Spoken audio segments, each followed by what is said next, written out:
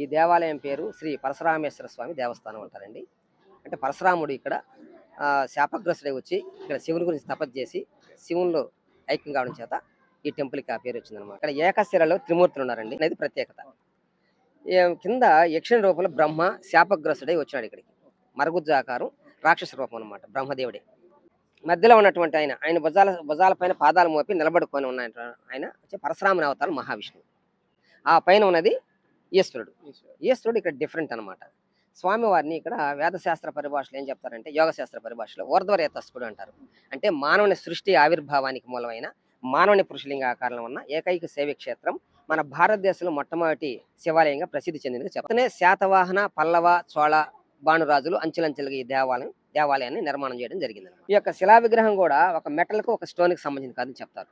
Different material, మానవునికి మేలు చేసే 9 విషపూరిత పదార్థాలతో కలిసినటువంటి మెటీరియల్గా చెప్తారనమాట. అంటే నవపాషాణ శిలా విగ్రహం అని చెప్తారు. పళనిలో మాత్రం ఒక దగ్గర ఉంది సుబ్రహ్మణ్య స్వామి యొక్క స్టాచ్యూ మెటీరియల్. ఈ మెటీరియల్ తప్ప ఇంకెక్కడ ప్రపంచంలో మనకు కనబడదని చెప్తారు అనమాట. ఈ స్థల పురాణం కూడా ఉందండి. స్థల పురాణం ప్రకారం ఈశ్వరుడు మాత్రమే స్వయంగా ఉండేవాడు మొదట.